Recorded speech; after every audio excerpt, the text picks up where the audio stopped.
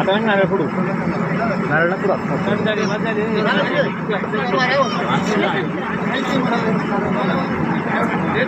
ते बाजू नारळ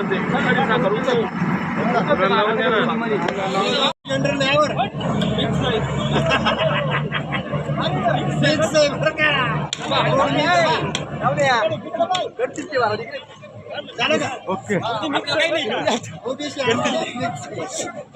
फायदा येईल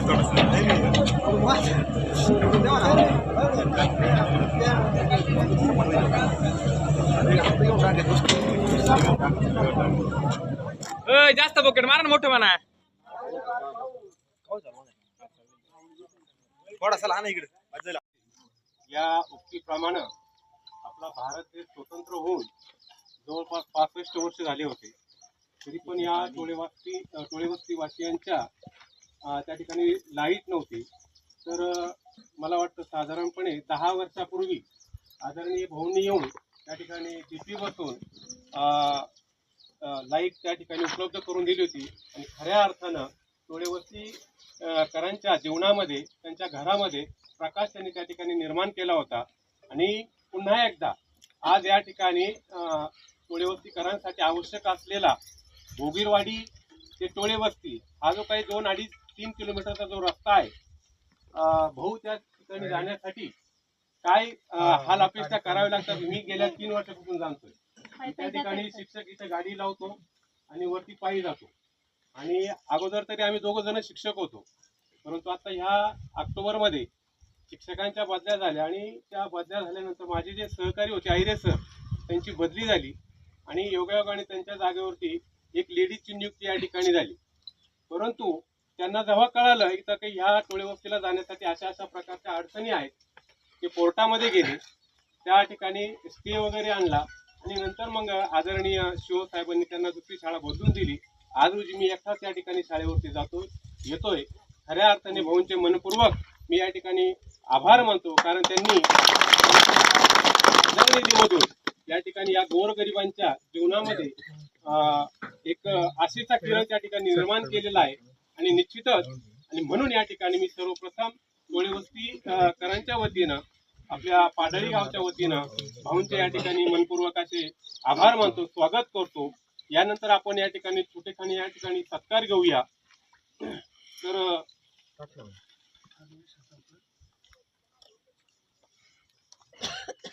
माणसाचं मोठेपण जे असतं ते त्याच्या वयानं सिद्ध होत नसतं माणसाचं मोठेपण जे म्हणतो आपण ते त्यांच्या वयानं सिद्ध होत नसतं तर ते त्यांच्या कर्तृत्वानं त्या ठिकाणी सिद्ध होत असतं असे कर्तृत्वान खासदार आपले आदरणीय राजेभाऊ वाजे यांचं स्वागत पाडळी गावच्या प्रथम नागरिक तथा सरपंच आदरणीय रेवगडीताईंना मी विनंती करतो की त्यांनी भाऊंचं या ठिकाणी स्वागत करावं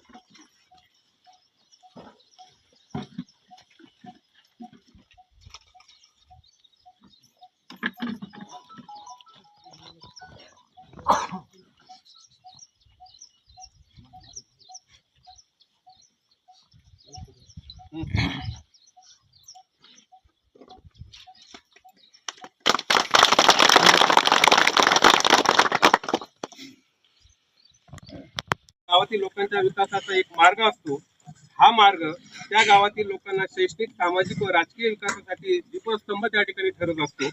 आज डोंगरावरील आदिवासी बांधवांसाठी खऱ्या अर्थानं ही कवाडे उघडणार आहेत. आजचे रस्ता उद्घाटन खऱ्या अर्थाने टोळेवस्तीयांसाठी नव्या आयुष्याचे उद्घाटन आहेत. आणि म्हणून या प्रसंगी मी आपल्या या पाडळी गावच्या प्रथम नागरिक सरपंच सौ रेगोडेताईंना या ठिकाणी विनंती करतो की त्यांनी आपलं आजच्या या कार्यक्रम प्रसंगी 2 शब्दात या ठिकाणी मनोगत व्यक्त करावं. सर्वांना माझा नमस्कार. या रस्त्याचं काम खूपच दिवसापासून रखडलेलं होतं.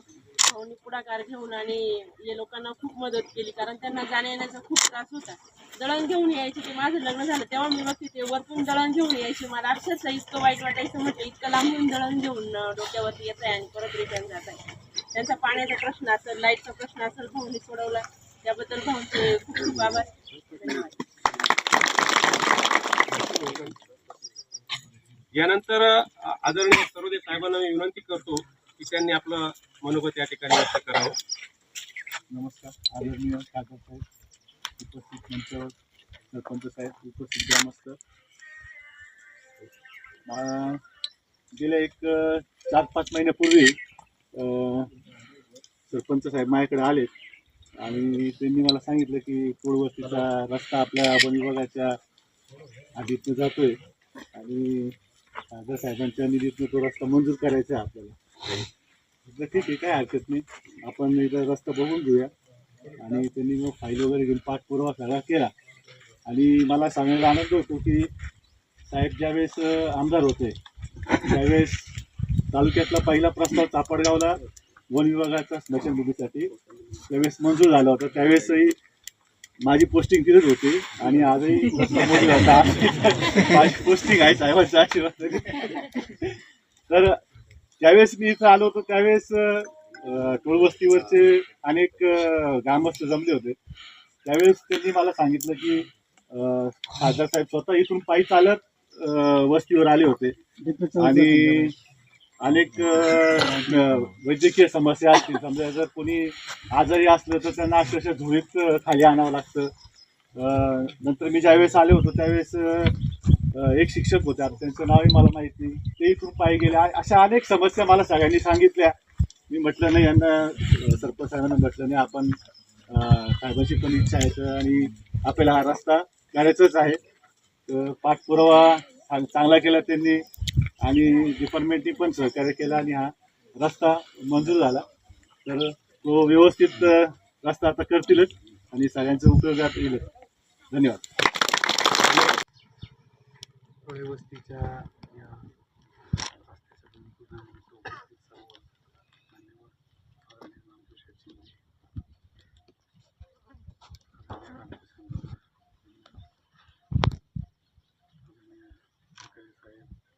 गावचे सरपंच सरोदे साहेब, त्यांचे सर्व सहकारी आणि सर्व माता भगिनी, करायची वेळ नाहीये, परंतु एवढंच सांगतो की मतांचा विचार न करता मी आजपर्यंत काम केलं. नाव लागायला पाहिजे असं काम मी केलं नाही. जे समाधान, आत्मिक समाधान मिळतं ते मला वाटतं त्या नात्याने आमदार असताना या गोष्टीवर लाईटची व्यवस्था झाली. मध्ये परत एवढा अंतर पडून परत त्या आशीर्वादाने पद मिळाल्यावर या गोष्टीवर रस्त्याची व्यवस्था होती, त्याचं मला वैयक्तिक समाधान आहे. रस्ता झाल्यानंतर आपण पुन्हा एकदा इथे येऊ आणि एक चांगला कार्यक्रम करू, एवढंच बोलतो. चेअरमन साहेबांनी सुचवलं त्याच्यानंतर आपण पुढं त्याबाबत विचार करू, काहीतरी मार्ग काढता येईल असं पाहू. परंतु आता एक काम झालं तर त्यात थोडे दिवस समाधान तर म्हणून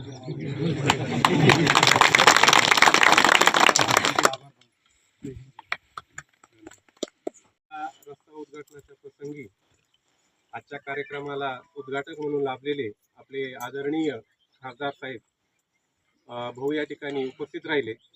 त्यांनी त्यांच्या खासदार निधीतून निधी उपलब्ध करून दिला, स्वतः उद्घाटनासाठी उपस्थित राहिले.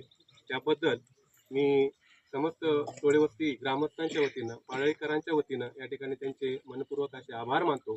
त्याचबरोबर त्यांच्यासोबत उपस्थित असलेले ठाणगावचे सरपंच आदरणीय नामदेव शेठ हे या ठिकाणी उपस्थित राहिले. त्यांचेही मी या ठिकाणी आमच्या ग्रामस्थांच्या वतीने या ठिकाणी मनपूर्वक आभार मानतो. तसेच वन विभागाचे आदरणीय सरोदे साहेब या ठिकाणी उपस्थित राहिले, त्यांचेही या ठिकाणी आभार मानतो.